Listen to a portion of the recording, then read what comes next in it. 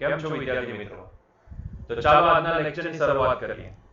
તો જો ક્વેશ્ચનમાં શું કીધું છે, સાપેક્ષ વેગ પર આધારિત પ્રશ્ન. ટ્રાફિક સિગ્નલ પાસેથી 15 મીટર પર સેકન્ડની અચળ ઝડપે એક ટ્રક પસાર થાય તે જ સમયે ટ્રકની ગતિની દિશામાં 4 મીટર પર સેકન્ડ સ્ક્વેરના અચળ પ્રવેગથી એક કાર ગતિની શરૂઆત કરે છે. તો 6 સેકન્ડ બાદ ટ્રકની સાપેક્ષે કારનો વેગ કેટલો હશે? અહીંયા તમારે ટ્રકની સાપેક્ષે કારનો વેગ શોધવાનો છે, પણ ક્યારે શોધવાનો છે? 6 સેકન્ડ બાદ. અને એ જે કાર આપી છે એ કાર પોતે એક અચળ પ્રવેગથી ગતિ કરે છે.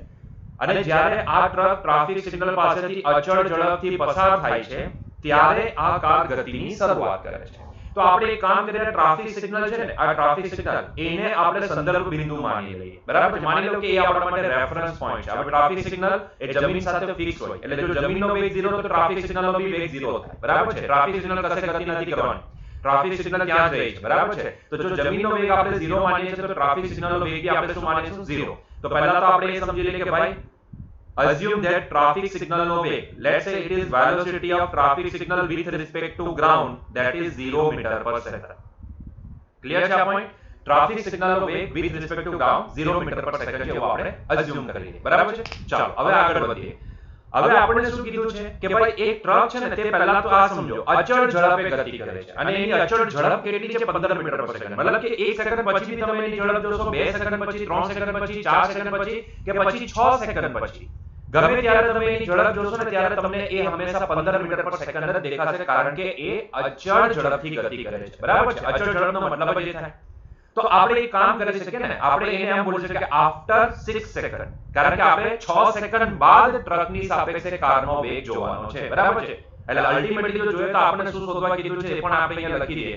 આપણે શોધવા કીધું છે કારનો વેગ કોની સાપેક્ષે? ટ્રકની સાપેક્ષે. એટલે કે velocity of car observed by truck, VCT તમારે શોધવા કીધું છે. બરાબર છે? Velocity of car observed by truck કેટલી હશે તે તમારે શોધવાનું છે. તો એ શોધવા માટે આપણે શું કરીએ? તો બસ આપણે આનો જ ઉપયોગ કરીએ. આપણે 6 સેકન્ડ બાદની જ વાત કરીએ તો આફ્ટર 6 સેકન્ડ, આફ્ટર 6 સેકન્ડ. હવે જરાક એક વસ્તુ એ પણ નોટ ડાઉન કરી લો કે ભાઈ, કેમ કે ટ્રાફિક સિગ્નલનો વેગ પણ 0 મીટર પર સેકન્ડ છે, એનો મતલબ એવો થયો કે જે ગ્રાઉન્ડ અહીંયા જોશે ને એ જ વસ્તુ ટ્રાફિક સિગ્નલ બી જોવાની છે. બરાબર છે? ગ્રાઉન્ડ ને જે વસ્તુ દેખાશે એ વસ્તુ ટ્રાફિક સિગ્નલને ઓબ્ઝર્વ થશે. બરાબર છે? સીધી વસ્તુ છે. ગ્રાઉન્ડ કોઈનો વેગ 6 મીટર પર સેકન્ડ જોઈ છે તો ટ્રાફિક સિગ્નલને પણ એનો વેગ 6 મીટર પર સેકન્ડ જ દેખાશે, કારણ કે ટ્રાફિક સિગ્નલ અને ગ્રાઉન્ડ બંને સ્ટેડી છે. બરાબર છે? તો આપણે અહીંયા સીધો પોઈન્ટની ચર્ચા કરીએ તો આફ્ટર 6 સેકન્ડ, ભાઈ ધ્યાનથી સમજો, velocity of truck with respect two traffic signal. હવે ટ્રાફિક સિગ્નલને આપણે શેના વડે દર્શાવીએ? ખાલી ટી વડે દર્શાવીએ. Velocity of truck with respect two traffic signal. એક કામ કરીએ, આ ટ્રાફિક સિગ્નલ છે ને એની વેલોસિટીને આપણે સ્મોલ ટી વડે દર્શાવીએ એટલે આપણે કન્ફ્યુઝન નહીં થાય. બરાબર છે? તો it is nothing but velocity of truck with respect two traffic signal. એટલે કે ટ્રાફિક સિગ્નલે 6 સેકન્ડ બાદ ટ્રકનો જે વેગ જોયેલો હશે તેની વાત કરે છે. ધેટ ઇઝ 15 મીટર પર સેકન્ડ. બરાબર છે? ધેટ ઇઝ 15 મીટર પર સેકન્ડ, કારણ કે એ તો અચળ વેગ છે ને, એ તો અચળ વેગ છે. તો અત્યારે જુઓ, 1 સેકન્ડ પછી જુઓ, 5 સેકન્ડ પછી જુઓ કે 6 સેકન્ડ પછી જુઓ, ટ્રાફિક સિગ્નલને ટ્રકનો વેગ કેટલો દેખાશે? 15 મીટર પર સેકન્ડ જ દેખાશે. બરાબર છે? તો કારણ કે એ તો અચળ છે એટલા માટે. બરાબર છે? ચાલો આ તો લખાઈ ગયું. નાઉ વોટ અબાઉટ ધી કાર? શું કારનો વેગ બી એટલો જ રહેશે? ના. કાર ભાઈ અચળ પ્રવેગથી ગતિ કરે છે. પ્રવેગી ગતિ છે એટલા માટે એના વેગમાં વધારો થશે, અને તેમાં પણ પાછી એ ગતિની શરૂઆત કરે છે. ક્યારે ગતિની શરૂઆત કરે છે? જ્યારે ટ્રાફિક સિગ્નલ પાસેથી આ ટ્રક પસાર થાય છે ત્યારે. બરાબર છે? તો ટ્રક જ્યારે ટ્રાફિક સિગ્નલ પાસેથી પસાર થાય ત્યારે તો હજુ ગતિની શરૂઆત કરે છે, અને તે પણ ટ્રકની ગતિની દિશામાં જ ગતિની શરૂઆત કરે છે. એટલે બંનેની દિશા સેમ છે. બરાબર છે? તો ધ્યાનથી જોજો, velocity of car observed by traffic signal after 6 second, 6 second પછીની વાત છે. તો એ કેટલી હશે? તો અચળ પ્રવેગી ગતિ કરે છે એટલા માટે અચળ પ્રવેગી ગતિનું સૂત્ર લગાવવું પડશે આપણે. Velocity of car at origin CO observed by traffic signal plus A into T. બરાબર છે? ગતિની શરૂઆત કરે છે એટલે 0 મીટર પર સેકન્ડ ની ગતિની શરૂઆત કરે એટલા માટે આ 0 થઈ ગયું. એ કેટલા છે ભાઈ? એ આપેલા છે 4 મીટર પર સેકન્ડ સ્ક્વેર અને ટાઈમ આપેલો છે 6. તો આ કેટલા થઈ ગયા? 24 મીટર પર સેકન્ડ. બરાબર છે? તો velocity of car observed by traffic signal કેટલી દેખાશે? 24 મીટર પર સેકન્ડ. ક્યારે? આફ્ટર 6 સેકન્ડ, 6 સેકન્ડ બાદ, બરાબર છે. 6 સેકન્ડ બાદ ટ્રાફિક સિગ્નલને ટ્રકનો વેગ 15 મીટર પર સેકન્ડ દેખાશે અને કારનો વેગ 24 મીટર પર સેકન્ડ દેખાશે. નાઉ what is asked, what we have to find out, we have to find out velocity of car observed by truck, capital T છે ને, observed by truck કેટલી હશે? તો આનો ફોર્મ્યુલા લગાવો. velocity of car observed by truck is nothing but equal to vc minus vt. આપણે અહીંયા સફિક્સમાં લગાવી દે બીજો small t. velocity of car observed by traffic signal minus velocity of truck observed by traffic signal. ઠીક છે. તો આ vct કેટલા આવ્યા? આપણી પાસે 24 આવે છે. vtt કેટલા આવ્યા? તો આપણી પાસે 15 આવે છે. 24 માંથી 15 કાઢી નાખવામાં આવે તો ભાઈ આપણી પાસે જવાબ બચે છે 9 મીટર પર સેકન્ડ. મતલબ કે કારની વેલોસિટી ટ્રકને કેટલી ઓબ્ઝર્વ થશે? 9 મીટર પર સેકન્ડ ઓબ્ઝર્વ થશે. ક્લિયર થયો પોઈન્ટ? ઠીક છે. ચાલો આગળ વધીએ. Rain umbrella problem. છોકરાઓ most important. Rain man problem બોલો, રેઇન અમ્બ્રેલા પ્રોબ્લેમ બોલો, બહુ ઇમ્પોર્ટન્ટ છે. નીટના છોકરાઓ માટે આ ખાસ ઇમ્પોર્ટન્ટ પોઈન્ટ, કારણ કે નીટમાં અવારનવાર રેઇન અમ્બ્રેલા પ્રોબ્લેમ તમને પૂછાયા કરે છે. ઇવન તમારી એનસીઆરટી માં પણ ક્વેશ્ચન આવી જ ગયા છે આવા, કે ભાઈ એક વુમન છે, આટલા વેગથી આ તરફ જાય છે અને વરસાદ આટલા વેગથી પડે છે, તો એ સ્ત્રીએ રેઇનથી બચવા માટે છત્રી કયા એંગલ ઉપર ખોલવી જોઈએ અથવા તો કયા એંગલ ઉપર છત્રી પકડી રાખવી જોઈએ, તો વગેરે વગેરે વગેરે. બરાબર છે. તો આપણે એ તરફ આગળ વધીએ, એ પ્રોબ્લેમ્સને રિલેટિવ મોશનના કન્સેપ્ટથી સોલ્વ કરીએ એ પહેલા જરાક આપણે અહીંયા નોટેશનની ચર્ચા કરી લઈએ. નોટેશન એટલે ભાઈ અત્યાર સુધી કેવું છે કે આપણે આ તરફની જમણી તરફની દિશાને પોઝિટિવ અને ડાબી તરફની દિશાને નેગેટિવ આ રીતે આપણે જોઈ ગયા. બરાબર છે. પણ હવે જરાક આ જમણી તરફની દિશા, ડાબી તરફની દિશા, ઉપરવાળી દિશા, નીચેવાળી દિશા, બધી દિશાઓને છે ને આપણે એક પર્ટિક્યુલર ડાયરેક્શનલ વેક્ટરથી આપણે શો કરી દઈએ. બરાબર છે. કારણ કે હવે થવાનું એવું છે કે જે વ્યક્તિ ગતિ કરતો હશે ને તે એક્સ એક્સિસ ઉપર ગતિ કરશે અને જે વરસાદ પડે છે ને તે વાય એક્સિસ ઉપર પડશે. તો અહીંયા એક્સ અને વાય નું મિશ્રણ આવશે. એટલા માટે થઈને એકચ્યુઅલમાં જોવા જાવ તો આ પ્રોબ્લેમ્સ છે ને એ મોશન ઇન પ્લેન થઈ જાય, મતલબ કે તમારું જે સમતલમાં ગતિઓનું ચેપ્ટર પતે ત્યાર પછી સોલ્વ કરવાનો હોય, પણ તેમ છતાં બી આપણે કન્ટિન્યુટીમાં છે એટલે આપણે જોઈ લે. આપણે ટુ ધી પોઈન્ટ વાત કરીશું. બાકી આ યુનિટ વેક્ટર શું છે, ડાયરેક્શનલ વેક્ટર શું છે, બધી વસ્તુની ઇન્ફોર્મેશન તમને તમારા સમતલમાં ગતિ ચેપ્ટરમાં મળી જશે. વેક્ટર ચાલુ થઈ ગયું છે એટલે તમને ત્યાં ખ્યાલ આવી જશે. બરાબર છે. નહીં આવે તો ત્યારે આપણે જોઈ લેશું. બરાબર છે. તો અત્યાર પૂરતો આપણે એવું ધારી લઈએ કે ભાઈ આ જે પોઝિટિવ એક્સ એક્સિસ છે ને એ પોઝિટિવ એક્સ એક્સિસ ને હું છે ને એક પર્ટિક્યુલર ડાયરેક્શનલ વેક્ટર વડે દર્શાવી દઉં અને એને આઈ કેપ વડે દર્શાવી દઉં. આ આઈ કેપ શું બતાવશે? આઈ કેપ બતાવશે ધન એક્સ ની દિશા, ધન એક્સ અક્ષ વાળી દિશા. તો એનો મતલબ એવો થયો કે નેગેટિવ એક્સ એક્સિસ ને દર્શાવવા માટે મારે માઇનસ આઈ કેપ નો ઉપયોગ કરવો પડશે. ધ્યાનથી સમજો, આને કહેવામાં છે યુનિટ વેક્ટર. હવે યુનિટ વેક્ટર શું છે એ બધી વસ્તુ તમને જ્યારે વેક્ટરમાં આગળ વધશો તેમ તમને ખ્યાલ આવતો જ હશે. અત્યાર પૂરતું એવું અઝ્યુમ કરી લો કે આ એક દિશા સૂચક છે. આ એક દિશા સૂચક છે. એટલે કે જો મેં આઈ કેપ લખેલું હોય તો એનો મતલબ એવો થાય કે એ ધન એક્સ અક્ષની દિશા બતાવે છે, અને જો મેં માઇનસ આઈ કેપ લખેલું હોય તો એ ઋણ એક્સ અક્ષની દિશા બતાવે છે. બરાબર છે. તે જ રીતે ધન વાય અક્ષની દિશાને દર્શાવવા માટે આપણે જે કેપ નો ઉપયોગ કરીશું અને ઋણ વાય અક્ષની દિશાને દર્શાવવા માટે આપણે માઇનસ જે કેપ નો ઉપયોગ કરીશું. ક્લિયર છે આ પોઈન્ટ? ઠીક છે. તો આ બધી જ વસ્તુને આપણે દરેક ઉપર દર્શાવી દઈએ. ધન એક્સ અક્ષની દિશાને હું આઈ કેપ વડે દર્શાવીશ, ઋણ એક્સ અક્ષની દિશાને હું માઇનસ આઈ કેપ વડે દર્શાવીશ, ધન વાય અક્ષની દિશાને હું જે કેપ વડે દર્શાવીશ અને ઋણ વાય અક્ષની દિશાને હું માઇનસ જે કેપ વડે દર્શાવીશ. ધન એક્સ અક્ષની દિશાને આઈ કેપ, ઋણ એક્સ અક્ષની દિશાને માઇનસ આઈ કેપ, ધન વાય અક્ષની દિશાને આપણે જે કેપ અને ઋણ વાય અક્ષની દિશાને આપણે માઇનસ જે કેપ વડે દર્શાવીશું. બરાબર છે. એટલે કે એનો મતલબ એવો થયો કે મેં જો તમને એમ કીધું કે ભાઈ 2i કેપ કોઈ એક પદાર્થનો કે કોઈ એક ઓબ્જેક્ટનો વેગ છે 2i કેપ, તો એનો મતલબ થાય કે એ પદાર્થ પાસે 2 મીટર પર સેકન્ડનો વેગ છે. કઈ દિશામાં? ધન એક્સ અક્ષની દિશામાં. મેં તમને કીધું કે ના ના ના ના ના વેગ ભાઈ આટલો નથી, વેગ કંઈક આ રીતે છે. ધ્યાનથી જોજો. માની લો કે મેં કીધું કે ભાઈ એનો વેગ છે ભાઈ -3 જે કેપ, તો આનો મતલબ એવો થયો, અને ધ્યાનથી સમજજો, આને લખીશું 3 ટાઈમ્સ માઇનસ જે કેપ. એટલે આનો મતલબ એવો થશે કે આ ઓબ્જેક્ટ પાસે વેગ તો છે 3 મીટર પર સેકન્ડનો, પણ કઈ દિશામાં? ઋણ વાય અક્ષની દિશામાં. બરાબર છે. મેં માઇનસ કોને આપી દીધું? ડાયરેક્શન ને, બરાબર છે? તો આ આઈ કેપ જે કેપ એ દિશા સૂચક તરીકે ઉપયોગમાં લેવાશે, બરાબર છે? આટલું અત્યાર પૂરતું સમજી લો, that is more than enough છે. અત્યાર પૂરતું મોર ધેન ઇનફ છે, બરાબર છે? ચાલો હવે વાત કરીએ ભાઈ કે છત્રી કયા એંગલ ઉપર ઓપન કરવી. મિત્રો સીધો સવાલ તમને કરીશ કે ભાઈ જે દિશામાં માની લો કે વરસાદ પડે, ચાલો પહેલો કેસ લઈએ, તમારે જ મને જવાબ આપવાનો છે. માની લો કે આ વરસાદ કંઈક આ રીતે વર્ટિકલી ડાઉનવર્ડ ડાયરેક્શનમાં પડે છે, બરાબર છે? વર્ટિકલી ડાઉનવર્ડ ડાયરેક્શનમાં વરસાદ પડે છે. અઝ્યુમ કરી લો કે આ વરસાદ જે છે તે વર્ટિકલી ડાઉનવર્ડ ડાયરેક્શનમાં પડે છે, આ રીતે, બરાબર છે? So this is the direction of rain. વરસાદ આ રીતે પડે છે. હવે લોજિકલી વિચારો અને લોજિકલી વિચારીને મને જવાબ આપો કે આ કેસમાં જો વરસાદ વર્ટિકલી ડાઉનવર્ડ ડાયરેક્શનમાં એટલે કે માઇનસ જે કેપ ડાયરેક્શનમાં પડતો હોય તો તમારે આ વરસાદથી બચવા માટે અમ્બ્રેલા છત્રીને કયા એંગલ ઉપર ઓપન કરવી પડે? જાતે જ વિચારીને મને કહો, છત્રી કઈ દિશામાં તમે ઓપન કરશો? માની લો કે આ છત્રી છે, બરાબર છે? અત્યારે ઓપન નથી. અહીં એક બટન હશે, તમે બટનને પ્રેસ કરશો, બટનને પ્રેસ કરશો એટલે છત્રી ઓપન થશે. છત્રી આ રીતે ઓપન થઈ ગઈ, બરાબર છે? યસ ઓર નો? તો જાતે જ વિચારી લો કે જો વરસાદ આ રીતે પડતો હોય વર્ટિકલી ડાઉનવર્ડ ડાયરેક્શનમાં, બરાબર છે? તો એનાથી બચવા માટે છત્રી તમે કઈ દિશામાં ઓપન કરશો? સીધી વસ્તુ છે વર્ટિકલી અપવર્ડ દિશામાં. સીધી વસ્તુ છે ને?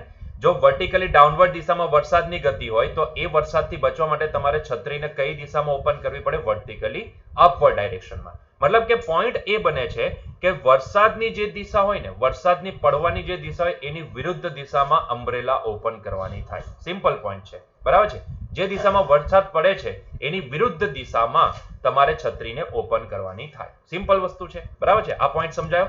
બહુ સિમ્પલ છે, બસ આટલું જ યાદ રાખવાનું છે. જો આટલું યાદ રહી ગયું ને તો તમારા માટે રેઇનમેન પ્રોબ્લેમ બહુ ઇઝી થઈ જશે. એક જ પોઈન્ટ તમારે યાદ રાખવાનો છે કે જે દિશામાં વરસાદ પડે છે એની વિરુદ્ધ દિશામાં અમ્બ્રેલા ઓપન કરવી, બરાબર છે? તો આપણે એને નોટ પણ લખી દઈએ અહીંયા. વરસાદથી બચવા, વરસાદથી બચવા જે દિશામાં વરસાદ, હવે અહીંયા પડે છે એવું નહીં લખીશ, વરસાદ અનુભવાય છે એવું લખીશ, બરાબર છે? વરસાદ અનુભવાય છે તેની વિરુદ્ધ દિશામાં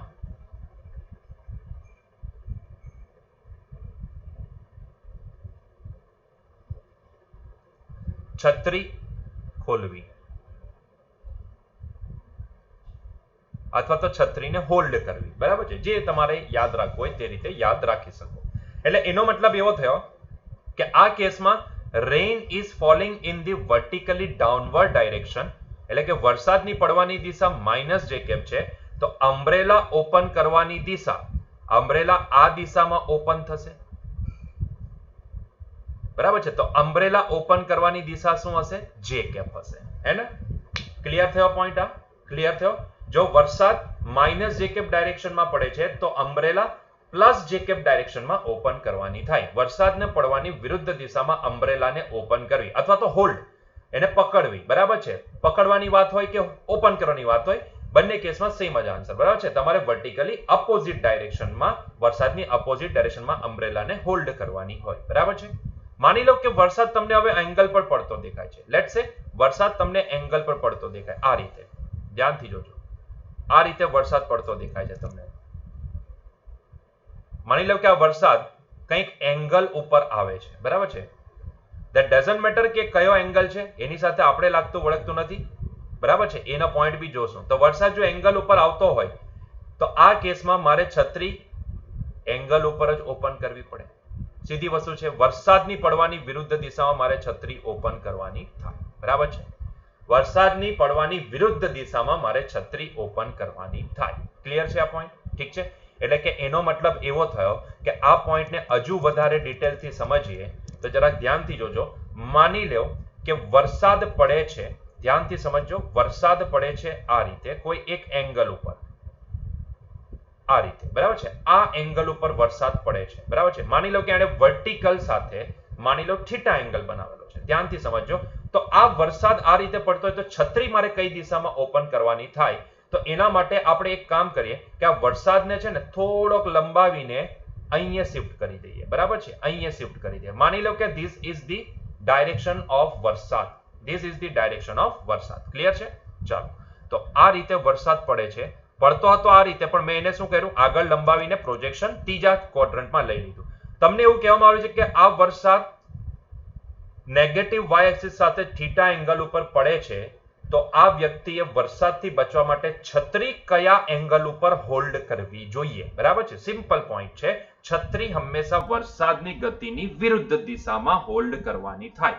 એટલે કે એ ભાઈ સાહેબે જો છત્રી આ વરસાદથી બચવું હોય તો છત્રીને આ વરસાદની વિરુદ્ધ દિશામાં, એટલે કે આ દિશામાં એને હોલ્ડ કરવી પડે. બરાબર છે, આ દિશામાં એને છત્રીને હોલ્ડ કરવી પડે. વરસાદ પડે છે તો અહીંયા જ, પણ આપણે એનું પ્રોજેક્શન નીચે લીધું છે, કારણ કે ઘણી વખત તમને ક્વેશ્ચનમાં ગુંચવવા માટે છે ને આ વરસાદ એ નેગેટિવ વાય એક્સિસ સાથે કંઈક થીટા એંગલ બનાવે છે એવું તમને કહેવામાં આવશે. તો એવા વખતે તમને એ વ્યક્તિએ વરસાદથી બચવા માટે છત્રી કયા એંગલ ઉપર ખોલવી જોઈએ એ તમને પૂછવામાં આવશે. તો ત્યારે આનો આન્સર એવો આવશે, કારણ કે આ થીટા તો એની સામેનો ખૂણો બી આ થીટા થાય. તો એ વ્યક્તિએ ધ્યાનથી સમજજો, જો માની લો કે આને નોર્થ કીધું હોય, આને સાઉથ કીધું હોય, આને ઈસ્ટ કીધું હોય અને આને વેસ્ટ કીધું હોય, તો એ વ્યક્તિએ નોર્થ ઈસ્ટ ડાયરેક્શનમાં, ધ્યાનથી સમજો, એ વ્યક્તિએ નોર્થ ઈસ્ટ ડાયરેક્શનમાં થીટા એંગલે જ છત્રીને ઓપન કરવાની થાય. પોઈન્ટ સમજાયો? યસ ઓર નો? કારણ કે તમને ત્યારે આપેલો છે કે વરસાદ જે પડે છે ને એ સાઉથ વેસ્ટ ડાયરેક્શનમાં થીટા એંગલે પડે છે એવું તમને કહેવામાં આવશે. તો તે વખતે વ્યક્તિએ નોર્થ ઈસ્ટ ડાયરેક્શનમાં નોર્થ થી ઈસ્ટ તરફ થીટા એંગલે છત્રીને ઓપન કરવાની થાય. જેટલા એંગલે વરસાદ વર્ટિકલ સાથે એંગલ બનાવે છે એટલા જ એંગલે પેલા વ્યક્તિએ પણ છત્રીને હોલ્ડ કરવી પડશે. ક્લિયર થયો પોઈન્ટ? ક્લિયર થયો? એ જ રીતે માની લો કે હવે વરસાદને આપણે પાડીએ આ તરફ.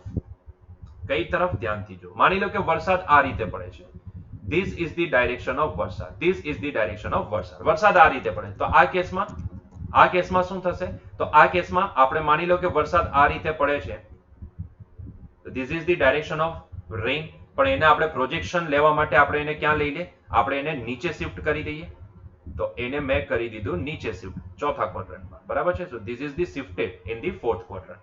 માની લો કે તમને કીધું છે કે આ વરસાદ એ વર્ટિકલ સાથે થીટા એંગલે પડે છે, અનુભવાય છે. પડે છે મતલબ કે અનુભવાય છે. બરાબર છે? તો આવા વખતે આ વરસાદથી બચવા માટે વ્યક્તિએ છત્રી કયા એંગલ ઉપર ખોલવી જોઈએ? વ્યક્તિએ વરસાદની અનુભવાતી દિશાની વિરુદ્ધ દિશામાં અમ્બ્રેલા હોલ્ડ કરવી પડે. બરાબર છે? So this will be the direction of umbrella. આ દિશામાં એને અમ્બ્રેલા હોલ્ડ કરવી પડે. સો this is the direction of umbrella. Clear છે? તો એ વ્યક્તિએ અમ્બ્રેલા કઈ દિશામાં ઓપન કરવી પડશે? આ દિશામાં. This should be the direction of umbrella, holding the umbrella.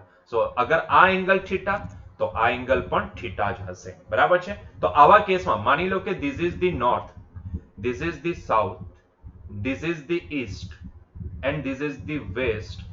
So આવા કેસમાં આપણે બોલી શકીએ કે જો વરસાદ અનુભવાય છે સાઉથ થી ઈસ્ટ દિશામાં, સાઉથ થી ઈસ્ટ ડાયરેક્શનમાં થીટા એંગલે, તો એવા કેસમાં વ્યક્તિએ એ વરસાદથી બચવા માટે નોર્થ થી વેસ્ટ ડાયરેક્શનમાં થીટા એંગલે અમ્બ્રેલા હોલ્ડ કરવી પડે. ક્લિયર થયો પોઈન્ટ? ક્લિયર છે? થશે ને? સિમ્પલ જ છે ને? બસ એટલું જ યાદ રાખવાનું છે કે હંમેશા યાદ રાખો કે જે દિશામાં વરસાદ અનુભવાય એની વિરુદ્ધ દિશામાં અમ્બ્રેલા ઓપન કરવાની થાય કે હોલ્ડ કરવાની થાય. ક્લિયર થયો? હવે અનુભવાય કેમ આપણને વરસાદ એંગલ ઉપર અનુભવાય છે? કોઈ વખત વરસાદ સાચે જ એંગલ ઉપર પડતો હોય છે, કોઈ વખત વરસાદ એંગલ ઉપર નથી પડતો હોતો, એ વર્ટિકલી ડાઉનવર્ડ ડાયરેક્શનમાં જ પડતો હોય છે, તેમ છતાં બી આપણને અનુભવાય છે એવું કે વરસાદ એંગલ ઉપર આવે છે. ઘણી વખત થાય છે આપણે જ્યારે વેહિકલ, સ્પેસિફિકલી વેહિકલ ઉપર જતા ને ત્યારે તમે પણ આ વસ્તુ માર્ક કરી હશે. આઈ હોપ સો કે તમે આ વસ્તુ માર્ક કરી હશે કે ભાઈ જ્યારે વેહિકલ ઉપર જતા હોઈએ તો તે વખતે માની લો વરસાદ તો વર્ટિકલી ડાઉનવર્ડ ડાયરેક્શનમાં જ પડે છે, પણ તમે જેવો વરસાદ પડવાનું ચાલુ થાય છે ને એટલે તમે શું કરો છો? તમે ગાંડા જેવું કરો છો. તમે છે ને વેલોસિટી વધારી દો છો, તમારા વેહિકલની સ્પીડ વધારી દો છો. હકીકતમાં જેવી તમે સ્પીડ વધારતા જાઓ છો ને, તમને એવું લાગે કે આપણે ભાઈ સ્પીડમાં પહોંચી જશું ને, સ્પીડમાં અહીંયાથી નીકળી જશું તો કદાચ આપણે બચી જશું, પણ હકીકતમાં એવું નથી થતું. ત્યારે શું થશે ખબર? ત્યારે જ્યારે સ્લોલી જતા હતા ને ત્યારે વરસાદ છે ને તમને સીધો વર્ટિકલી ડાઉનવર્ડ ડાયરેક્શનમાં પડતો દેખાતો હતો. પણ જેવી તમે સ્પીડ વધારો છો ને એટલે હવે શું થશે ખબર? આ માની લો કે તમે વેહિકલ છે, આ તમે છો અને આ તમે વેહિકલ ઉપર બેસીને જાઓ છો, બરાબર છે, આ દિશામાં જાઓ છો. હવે જ્યારે તમે સ્લોલી જતા હતા ને ત્યારે વરસાદ તમને આ દિશામાં પડતો દેખાતો હતો, પણ જેવી તમે સ્પીડ વધારી દેશો ને એટલે હવે તમને વરસાદ છે ને છાતી ઉપર કે મોઢા ઉપર આવતો દેખાશે. થાય કે નહીં થાય? તમે ઓબ્ઝર્વ કર્યું હશે. અને જેટલી સ્પીડ વધારશો ને એટલું વધારે જોરથી તમારા છાતી મોઢા ઉપર સ્ટ્રાઇક કરતો તમને દેખાશે, હે ને? તો તમે ઉલટીકના વધારે બીના થશો. ઉલટીકના વધારે બીના થશો. આ રિયાલિટી છે. આવું તમે ઓબ્ઝર્વ કર્યું હશે કે જેવી સ્પીડ વધારવાનું ચાલુ કરશો ને તે જ વરસાદ જે વર્ટિકલી ડાઉનવર્ડ ડાયરેક્શનમાં પડતો હતો એ જ વરસાદ સીધો છાતી ઉપર મોઢા ઉપર સીધો સ્ટ્રાઇક કરશે, એંગલ ઉપર આવી જશે. એવું કેમ થયું? કોઈ દિવસ ક્વેશ્ચન નહીં થયેલો ત્યારે? સર ત્યારે છે ને મગજમાં એક જ વસ્તુ ચાલતું હોય કે કેવી રીતે વરસાદથી બચીએ. ત્યારે એવું બધું સાયન્સ સમજવા માટે નહીં બેસીએ અમે. Very good. એની પાછળનું રીઝન જે છે ને તે રિલેટિવ મોશન જ છે. તમને એવું લાગે છે કે ભાઈ હું વેહિકલ સ્પીડમાં ચલાવીને છે ને હું બચી જઈશ, પણ હકીકતમાં એવું થતું નથી. તમે ઉદ્વિગ્ન વધારે ભીના થશો અને ઉપરથી વરસાદ એકદમ સ્પીડમાં આવીને તમને હિટ કરશે તમારી બોડી સાથે, તો તમને વાગશે, લિટરલી વાગશે. જેટલી સ્પીડ વધારશો ને એટલું જોરમાં તમને વરસાદ સ્ટ્રાઇક કરતો દેખાશે અને એંગલ ઉપર આવી જશે. મતલબ કે જે સીધો પડતો હતો તે હવે તમને એંગલ ઉપર, છાતી ઉપર, મોઢા ઉપર લાગતો દેખાશે.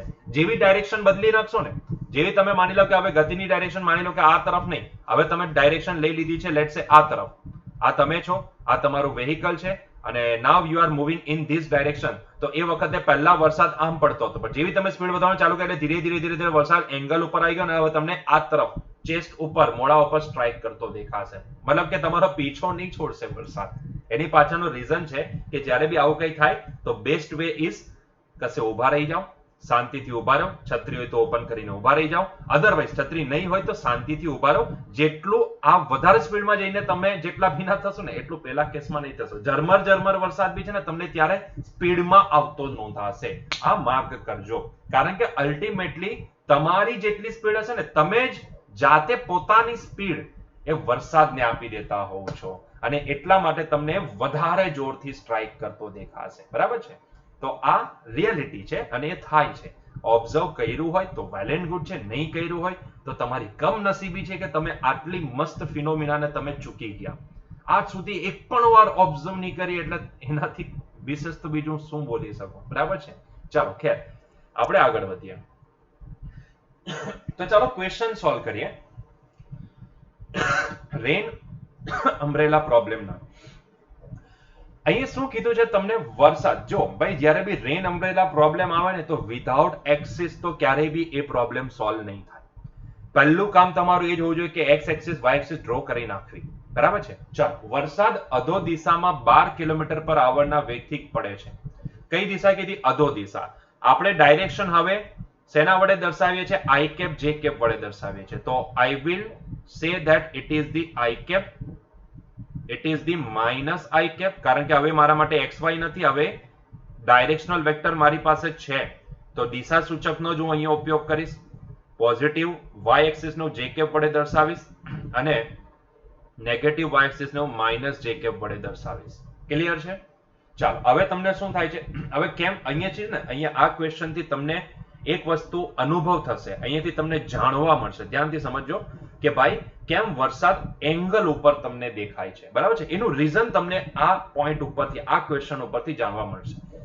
હોપફુલી તમને જો કદાચ આ ક્વેશ્ચન થયો હોય કે કેમ વરસાદ આવું થાય છે કે આપણે સ્પીડમાં જઈએ ત્યારે એંગલ ઉપર આવી જાય અને આપણને જોરથી હિટ કરતો દેખાય, કેમ એનો વેગ વધી ગયેલો દેખાય છે, એ બધા પ્રશ્નો જવાબ છે ને તમને આ ક્વેશ્ચન ઉપરથી જાણવા મળશે. કારણ કે આપણે ત્યારે જ્યારે એવું થયું હશે ને ત્યારે આપણે રિલેટિવ વેલોસિટીને સમજેલા નહીં હશું, પરંતુ હવે સમજી ગયા છો તો તમને હવે અહીંયાથી સમજ પડશે કેમ વેલોસિટી વધી ગયેલી દેખાય છે. બરાબર છે? ચાલો, એનું કારણ બી જોઈએ, કેમ એંગલ ઉપર આવે છે એ પણ સમજીએ. બરાબર છે? ધ્યાનથી સમજો. અહીંયા શું કીધું છે? વરસાદ અધો દિશામાં 12 કિલોમીટર પર આવરના વેગથી પડે છે. તો માની લો કે આ વરસાદની પડવાની દિશા છે અધો દિશા, એટલે કે વરસાદ પડે છે માઇનસ જે કેપ ડાયરેક્શનમાં. બરાબર છે? Minus j cap ડાયરેક્શનમાં. હવે એ વરસાદને હું અહીંયાથી ઉપરથી બતાવું એના કરતા બેટર કે હું વરસાદને નીચે બતાવી દઉં. અહીંયા એનું પ્રોજેક્શન બતાવી દઉં. બરાબર છે? શું વાંધો છે? અહીંયા પ્રોજેક્શન બી બતાવી શકું ને, થોડુંક જાડું ઘાટા અહીંથી આપણે બતાવી દઈએ. હવે પ્રોજેક્શન ઉપર બતાવું કે નીચે બતાવું? પ્રોજેક્શન છે, બરાબર છે. તો આ થઈ ગયું વરસાદનું પ્રોજેક્શન બ્લુ કલરની ઇંક થી, બરાબર છે. આઈ હોપ સો કે બ્લુ કલરની ઇંક તમને દેખાતી હશે. તો this is the velocity of rain. Velocity of rain is in this direction, vertically downward direction, બરાબર છે. And that is how much?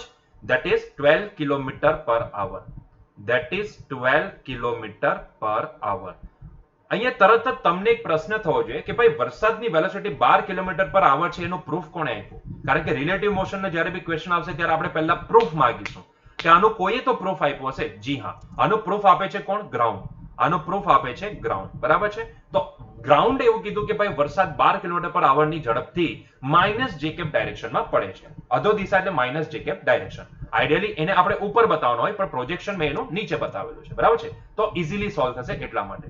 ચાલો, એક માણસ સુરેખ રસ્તા પર 5 કિલોમીટર પર આવરના વેગથી દોડે છે. માની લો કે એક વ્યક્તિ આઈ કેપ દિશામાં, કારણ કે અહીંયા તમને દિશા ચોક્કસ નથી કીધી, પણ આપણે એવું માની લો કે એ ધન એક્સ દિશામાં એ દોડે છે, બરાબર છે. ધન એક્સ દિશામાં એ દોડે છે. તો એ દોડનાર જે વ્યક્તિ છે ને એને આપણે બ્રાઉન કલરથી બતાવીએ, બરાબર છે. તો this is the direction of main who is running, બરાબર છે. જે દોડનાર વ્યક્તિ છે એ એક્સ દિશામાં દોડે છે, બરાબર છે. એક્સ દિશામાં કેટલા વેગથી દોડે છે? તો તમને એનો વેગ પણ આપેલો છે. This is the velocity of man and that is 5 kilometre પર અવર. 5 કિલોમીટર પર અવર. જરા જાતે વિચારો કે ભાઈ આનું બી પ્રૂફ કોણે આપ્યું? કોણે કીધું કે ભાઈ આ વ્યક્તિ 5 કિલોમીટર પર અવર થી ગતિ કરે છે? તો ભાઈ ગ્રાઉન્ડે. So this is the velocity of man with respect to ground, મતલબ કે velocity of man observed by ground, that is 5 kilometre પર અવર, બરાબર છે. ચાલો, તો હવે તમારે શું જોવાનું છે? તમારે જોવાનું છે કે તો આ વ્યક્તિને, આ જે દોડનાર વ્યક્તિ છે, આ વ્યક્તિને વરસાદ કઈ દિશામાં, ચલો કઈ દિશામાં તો નથી કીધું, પણ એનો દેખીતો વેગ, વરસાદનો વેગ કેટલો અનુભવ હશે, પણ દિશા આપણે આપોઆપ મેળવી લેશું એટલે તમને આઈડિયા હશે કે કઈ દિશામાં એને દેખાશે, બરાબર છે. તો આપણે બે વસ્તુ અહીંયા જોવાના છે કે વરસાદ આ વ્યક્તિને કઈ દિશામાં દેખાશે અને એને વરસાદનો દેખીતો વેગ કેટલો નોંધાશે. આઈડિયલી વરસાદ ગ્રાઉન્ડને શું દેખાય છે? ગ્રાઉન્ડને વરસાદ 12 કિલોમીટર પર આવરથી ગતિ કરતો દેખાય છે, પણ આ દોડનાર વ્યક્તિને એ વરસાદ કેટલા વેગથી પડતો દેખાશે અને કઈ દિશામાં પડતો દેખાશે, બરાબર છે. એ આપણે અહીંયા જાણવું છે, બરાબર છે. ચાલો, તો એને આપણે જાણવા માટે આપણે લગાવીએ રિલેટિવ વેલોસિટીનો કોન્સેપ્ટ. ભાઈ શું કરવા માંગે છે? કોણ ઓબ્ઝર્વર છે અહીંયા? માણસ. કોને ઓબ્ઝર્વ કરે છે? વરસાદને. એવું જ કીધું છે ને, માણસની સાપેક્ષે વરસાદનો દેખીતો વેગ કેટલો? માણસની સાપેક્ષે એટલે with respect to man velocity of rain કેટલી? એટલે ઓબ્ઝર્વર છે માણસ અને ઓબ્ઝર્વડ પાર્ટી કોણ છે? વરસાદ છે, બરાબર છે. તો અહીંયા તમને શોધવા કીધું છે velocity of rain observed by man, બરાબર છે. Velocity of rain observed by man, that is equals to velocity of rain, formula સીધું છે, માઇનસ વેલોસિટી ઓફ મેન, બરાબર છે. વિથ રિસ્પેક્ટ ટુ ગ્રાઉન્ડ આપણે એમની વેલોસિટી લખી છે એટલે અહીંયા હું જી લગાવી દઈશ. ક્લિયર છે? Now what is the velocity of rain observed by ground? That is 12 kilometer per hour, but it is in the vertically downward direction. તો એટલા માટે મારે આને શું લખવું પડશે? 12 માઇનસ જે કેપ. આ માઇનસ જે કેપ શું બતાવે છે? એની પડવાની દિશા બતાવે છે, બરાબર છે. કારણ કે મેં હમણાં જ કીધું કે અહીંયા આપણને ડાયરેક્શનનો બહુ જ ઇમ્પોર્ટન્ટ થવાનું છે. ડાયરેક્શન આપણે શોધવું જ પડશે, ડાયરેક્શન બતાવવું જ પડશે. એની પાછળનું રીઝન શું છે? એની પાછળનું રીઝન એ છે કે વ્યક્તિ દોડે છે એક્સ દિશામાં અને વરસાદ પડે છે વાય દિશામાં. બંને દિશા અલગ અલગ છે એટલે આ મોશન ઇન 2 ડાયમેન્શન થઈ ગઈ, બરાબર છે. આ બંને મોશન ઇન 2 ડાયમેન્શન, એક એક્સ દિશામાં બીજો વાય દિશામાં, બંનેને તમે સાથે જુઓ છો તો it is motion in 2D, બરાબર છે. તો એટલા માટે આપણે અહીંયા દિશા સૂચકની જરૂર પડી, બરાબર છે. ચાલો, minus velocity of man with respect to ground, that is 5. કઈ દિશામાં પડે છે? કઈ દિશામાં દોડે છે? સોરી, પડે છે નહીં, દોડે છે. તો ધન એક્સ દિશામાં એટલે એની ડાયરેક્શન પ્લસ આઈ કેપ થી બતાવશે, બરાબર છે. તો આને જો જરાક વ્યવસ્થિત લખીએ, કારણ કે આ માઇનસ ને બહાર આપી દઈએ અને -5 આઈ કેપ ને આપણે ચત્તુ લખીએ તો ઇટ ઇઝ -5 આઈ કેપ -12 જે કેપ. ઓર તમારે એને લખવું હોય તો આ રીતે પણ લખી શકો, it is 5 times -i cap plus 12 times -j cap. તો ભાઈ this is the velocity of rain observed by man, because it is the vector quantity એટલા માટે મેં એને વેક્ટર ફોર્મમાં જ લખેલું છે, બરાબર છે. this is in the vector form, બરાબર છે. વેક્ટર ને હવે તમને ખ્યાલ છે થોડો ઘણો. તો આપણને શું દેખાયું? આપણને નહીં, વ્યક્તિને, માણસને રેનની વેલોસિટી કેટલી અનુભવાય? તો ભાઈ માણસે જ્યારે રેઇનને જોયું તો તેને એવું દેખાયું કે વરસાદ છે ને 5 કિલોમીટર પર આવરના વેગથી x દિશાનો વેગ ધરાવે છે અને 12 કિલોમીટર સોરી માઇનસ x દિશાનો વેગ ધરાવે છે અને 12 કિલોમીટર પર આવરનો માઇનસ જે કેપ ડાયરેક્શનનો વેગ ધરાવે છે. એટલે કે અલ્ટિમેટલી જો જોવા જાવ ને તો આનો જો x કમ્પોનન્ટ આને જો હું કોઓર્ડિનેટ સિસ્ટમ વડે દર્શાવવા જાઉં ને ઇઝીલી સમજવા માટે તો આને લખાય, ધ્યાનથી સમજો, આને લખાય -5, એટલે કે આ ત્રીજા ચરણનું બિંદુ થાય, આ થર્ડ ક્વોડ્રન્ટનું બિંદુ થાય. એટલે હકીકતમાં આ વ્યક્તિને વરસાદ છે ને એ ત્રીજા ચરણમાં પડતો દેખાશે. કયા ચરણમાં? ત્રીજા ચરણમાં પડતો દેખાશે. એટલે કે વ્યક્તિને વરસાદ કંઈક આ દિશામાં અનુભવાશે. This will be the direction of rain observed by man. So this is the direction of rain observed by man. તો વ્યક્તિને એ વરસાદ છે ને ત્રીજા ચરણમાં પડતો દેખાશે. અને વાત સાચી છે. અહીંયા એક્સિસ થી કદાચ તમને સમજ નહીં પડી હોય, પણ જાતે વિચારો કે તમે એક વેહિકલ ઉપર આ રીતે જાઓ છો આ તરફ એક્સ દિશામાં અને વરસાદ પડે છે આ તરફ, બરાબર છે. વરસાદને આપણે અહીંયા પ્રોજેક્શન નીચે લીધું, હકીકતમાં વરસાદ તો ઉપરથી પડતો હશે, બરાબર છે. તો આ કેસમાં તમને વરસાદ આ રીતે છાતી ઉપર આવતો દેખાશે. એટલે કે વરસાદનું પ્રોજેક્શન જો તમે લેવા જાવ તે થર્ડ ક્વોડ્રન્ટમાં આવશે. હે ને? ક્લિયર થયો પોઈન્ટ? એટલે આ વ્યક્તિને વરસાદ ત્રીજા ચરણમાં પડતો દેખાય. એટલે કે હકીકતમાં એને આમ પડતો દેખાશે, આમ આ રીતે પડતો દેખાશે, પણ આપણે એનું પ્રોજેક્શન અહીંયા ક્યાં લેશું? ત્રીજા ચરણમાં. બરાબર છે? ક્લિયર થયો પોઈન્ટ? તો કેમ ત્રીજા ચરણમાં કેમ એંગલ ઉપર દેખાય છે એની પાછળનું રીઝન સમજાઈ ગયું. રિલેટિવ વેલોસિટીને લીધે આપણને એવું દેખાય છે. ક્લિયર થયો પોઈન્ટ? રિલેટિવ વેલોસિટી મેટર્સ અ લોટ. હવે તમને કદાચ રીઝન સમજાઈ ગયું હશે કે કેમ આપણને વરસાદ એંગલ ઉપર પડતો દેખાય છે જ્યારે આપણે વ્હીકલને ભગાવતા હોઈએ છીએ. યસ ઓર નો? એની પાછળનું રીઝન સિમ્પલ આ જ છે. બરાબર છે? ક્લિયર થયો પોઈન્ટ? ઠીક છે. માની લો કે એણે એંગલ બનાવેલો છે લેટ્સ સે થીટા. એટલે કે જે વરસાદ જે પડે છે એ એંગલ બનાવે છે થીટાનો. બરાબર છે? તો એનો મતલબ એ થયો કે જો તમને કોઈ પૂછે કે આવા વરસાદથી બચવું છે તો એ વ્યક્તિએ છત્રી કયા એંગલ ઉપર ઓપન કરવી જોઈએ, તો હું એનો જવાબ સિમ્પલ ભાષામાં આપીશ કે એ વ્યક્તિએ છત્રી વરસાદની વિરુદ્ધ દિશામાં, એટલે કે આ જે ગ્રીન કલરની લાઈન છે એ ડાયરેક્શનમાં છત્રીને હોલ્ડ કરવી જોઈએ. એટલે કે જો આ એંગલ થીટા તો આ એંગલ બી શું હશે? થીટા જ હશે. બરાબર છે? તો જો વરસાદ નોંધાય છે કઈ દિશામાં? તો નેગેટિવ વાય એક્સિસ થી થીટા એંગલ ઉપર, તો વ્યક્તિએ પોઝિટિવ વાય એક્સિસ થી થીટા એંગલ ઉપર છત્રી હોલ્ડ કરવી પડે તો એ વ્યક્તિ વરસાદથી બચી શકે. ક્લિયર થયો? તો જ એ વ્યક્તિ વરસાદથી બચી શકે, અધરવાઇઝ નહીં બચી શકે. તમે આ રીતે વરસાદ એંગલ ઉપર નોંધાય છે ને તમે છત્રી જો આ રીતે હોલ્ડ કરો તો ભાઈ 100% ભીના થશો. તમને કોઈ નહીં બચાવી શકે, તમારો આખો આગળનો ભાગ ભીનો થઈ જશે. સમજાય છે? Yes or no? પોઈન્ટ બહુ સિમ્પલ છે. વરસાદની વિરુદ્ધ દિશામાં છત્રી હોલ્ડ કરવાની હોય. આ સિમ્પલ પોઈન્ટ છે, નાના પોઈન્ટ છે. તો ખ્યાલ આવી ગયો કે કેમ વરસાદ એંગલ ઉપર નોંધાય છે. ક્લિયર આ પોઈન્ટ? ઠીક છે? બરાબર છે? પણ મિત્રો આપણને શું કીધું છે? જો ડાયરેક્શન તો આપણે જોઈ લીધી કે આ ડાયરેક્શનમાં વરસાદ પડતો નોંધાશે. ખેર અહીંયા ડાયરેક્શન શોધવા નથી કીધું, પણ આપણને એક વસ્તુ કીધી છે કે અહીંયા દેખીતો વેગનું મૂલ્ય શોધવા કીધું છે. હે ને? આપણે તો આ જવાબ આપ્યો તે વેક્ટર ફોર્મ સ્વરૂપમાં આપ્યો, મતલબ કે વેક્ટર સ્વરૂપે, સદિશ સ્વરૂપે જવાબ આપ્યો છે. આપણને એનું મૂલ્ય શોધવાનું છે.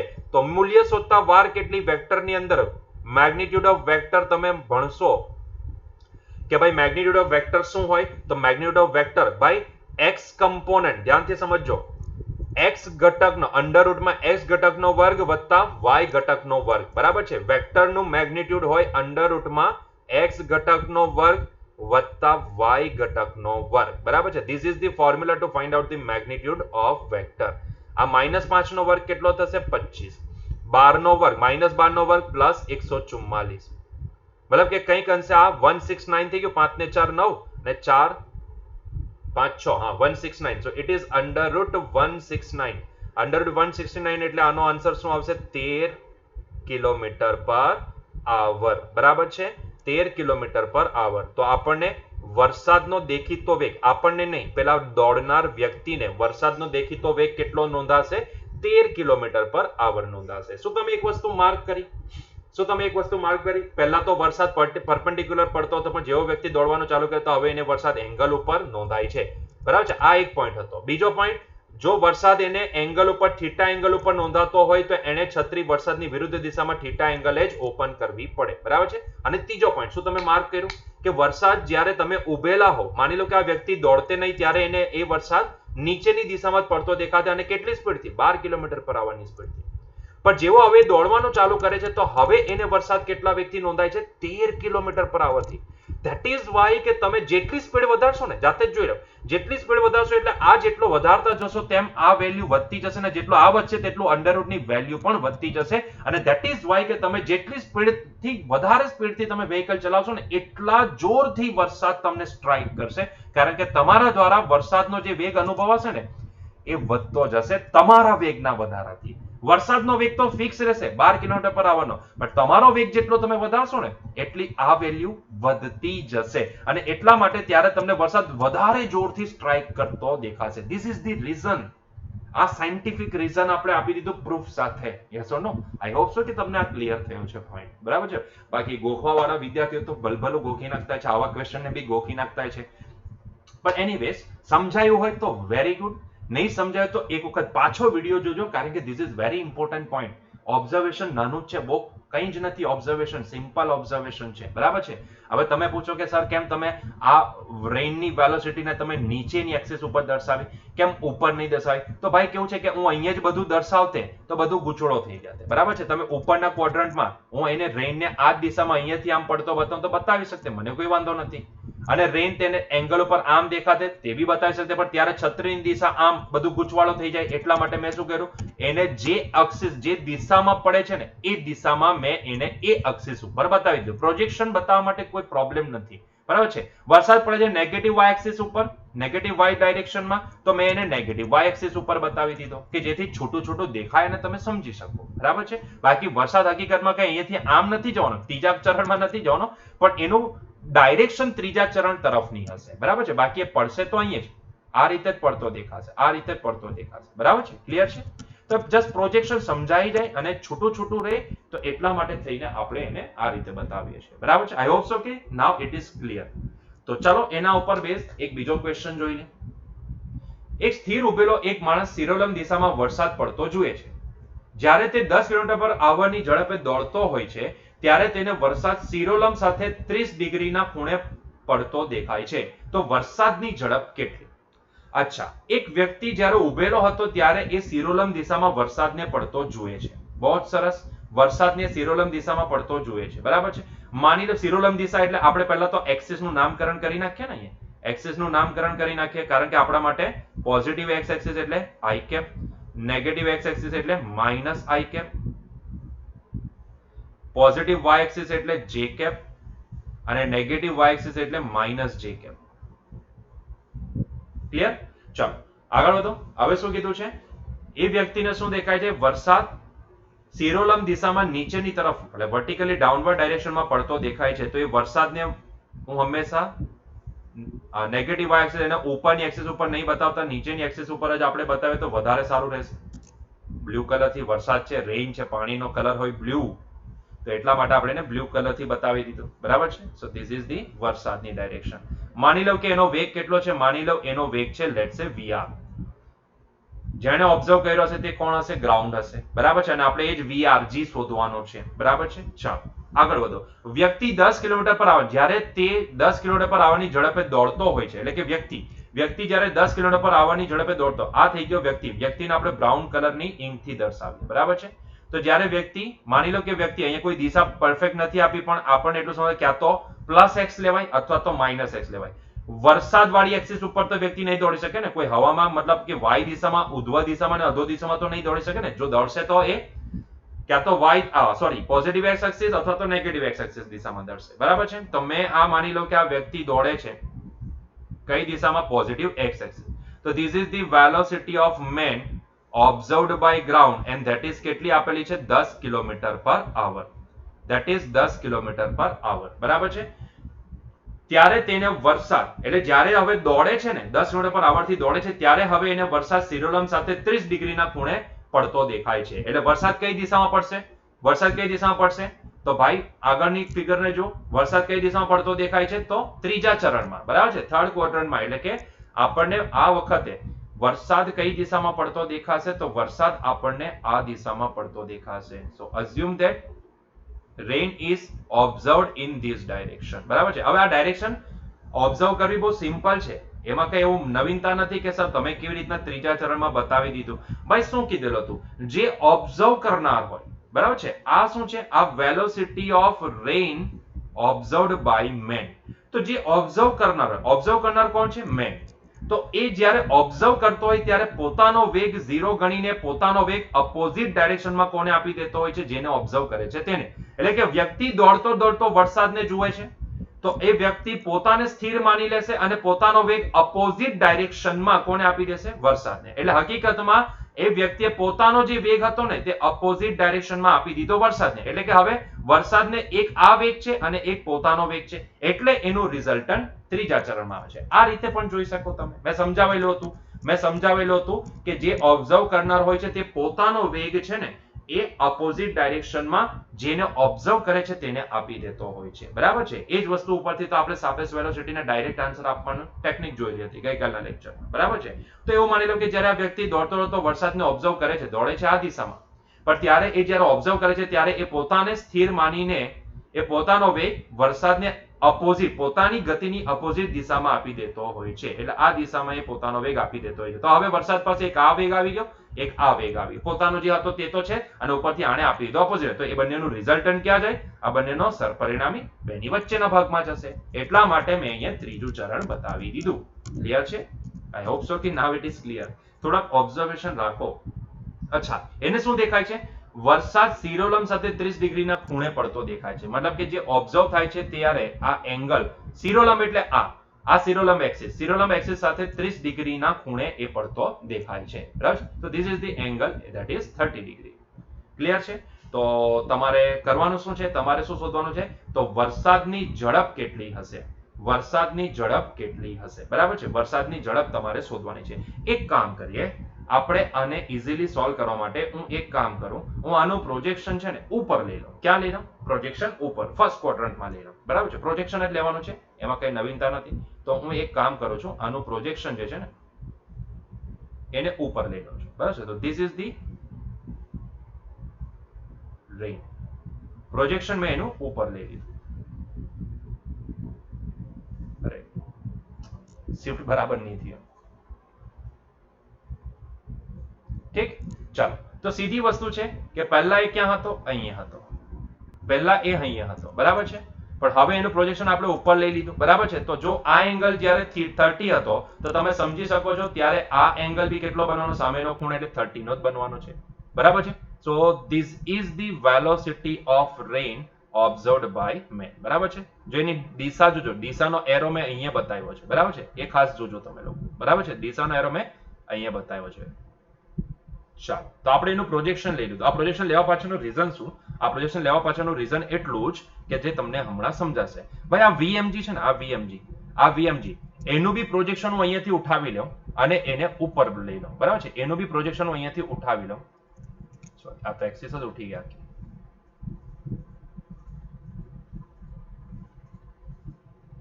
ઓ I think it is superimpose. ચાલો, કઈ વાંધો નહીં. તો આપણે શું કરીએ છીએ? આપણે આનું બી પ્રોજેક્શન ઉઠાવીને ઉપર લઈ લઈએ છીએ. કોનું? આ જે એક્સિસ હતી ને અહીંયા, બરાબર છે, આ જે velocity of man with respect to ground છે ને એનું પ્રોજેક્શન હું હવે અહીંયા ઉપર ઉઠાવીને અહીંયા લઈ લઉં છું કે જેથી હું ટ્રાયેંગલ બનાવી શકું અને એને ઇઝીલી સોલ્વ કરી શકું. સો એકચ્યુઅલમાં મેં શું કર્યું? આ જે velocity of man with respect to ground જે અહીંયા છે ને એને ઉપર ઉઠાવી દીધી અને એને અહીંયા લખી દીધી. સો this is the velocity of man with respect to ground. અને આ જે વેલોસિટી ઓફ રેન જે નીચે છે ને તેને બી હું પ્રોજેક્શન ઉઠાવીને ઉપર મૂકી દઉં છું કે જેથી આખો ટ્રાયેંગલ હું બનાવી શકું. તો આ જે ઓકે, તો આને મેં ઉઠાવીને ઉપર મૂકી દીધું કે જેથી આખા ટ્રાયેંગલને આપણે આસાનીથી જોઈ શકીએ, ટ્રાયેંગલને ઓબ્ઝર્વ કરી શકીએ અને પછી આપણા ક્વેશ્ચનને સોલ્વ કરી શકીએ. બરાબર છે.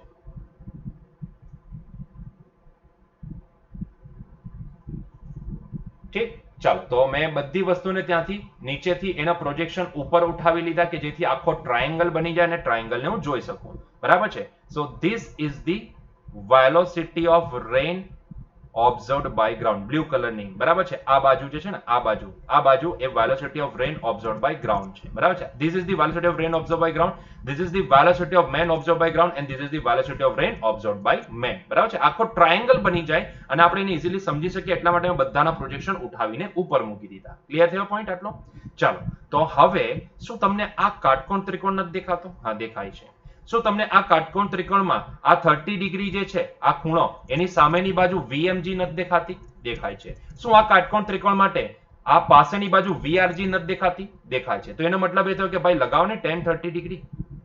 tan 30 degree that is equals to ભાઈ સામેની બાજુ એટલે કે VMG divide by પાસેની બાજુ that is VRG. Now what you are asked to find out? VRG. તો મારે VRG શોધવાનું છે. તો VRG is equals to શું થશે? VMG ના છેદમાં tan theta. બરાબર છે. અને આ tan theta કેટલો આપેલો છે? tan 30. બરાબર છે. Now what is the velocity of man with respect to ground? That is 10. આપેલી છે 10 km/h. બરાબર છે. Divide by tan 30 એટલે કે tan pi by 6 કેટલા થાય? 1/√3 થાય. છેદનો છેદ અંશમાં જાય તો ભાઈ આ કેટલા થઈ ગયા? tan √3 km/h. બરાબર છે. So this is the velocity of rain observed by ground. Clear થયો પોઈન્ટ? ઠીક છે. So it is very simple point. આ રીતે આપણે એને શોધી શકીએ. ક્લિયર છે? તો હોપ સો કે તમને સમજ પડી હશે રેઇનમેન પ્રોબ્લેમમાં. બસ આનાથી વિશેષ કંઈ આવતું નથી. ક્યાં તો velocity of rain observed by man શોધવાનું કહેવામાં આવે, ક્યાં તો તમને કોઈ એક આપેલી હોય, એંગલ આપેલો હોય એને બીજી શોધવાનું કહેવામાં આવે, અથવા તો ક્યાં તો તમને એવું પૂછવામાં આવે કે ભાઈ આ વરસાદથી બચવા માટે વ્યક્તિએ કેટલા ડિગ્રી ખૂણાએ છત્રીને હોલ્ડ કરવાની થાય. બરાબર છે. બસ આટલા જ પોઈન્ટ્સ આમાં છે. કોમ્પ્લિકેટેડ આપણે બનાવીએ છીએ, બાકી આ વસ્તુ બહુ સિમ્પલ છે. જસ્ટ ઓબ્ઝર્વ કરશો તો તમને ખ્યાલ આવી જશે. તો ઉમ્મીદ કરું છું કે તમને અહીંયા વિડીયોમાં સમજ પડી હશે. નહીં સમજ પડી તો પાછો એક વખત પ્લે કરીને જોઈ લેજો. તો મળીશું નેક્સ્ટ લેક્ચરમાં. એમાં આપણે ચર્ચા કરીશું બોટ રિવર પ્રોબ્લેમ. બરાબર છે. અને ત્યાર પછી આપણે આપણા ચેપ્ટરમાં આગળ વધીશું. તો મળીશું નેક્સ્ટ લેક્ચરમાં. Till that enjoy your day. By.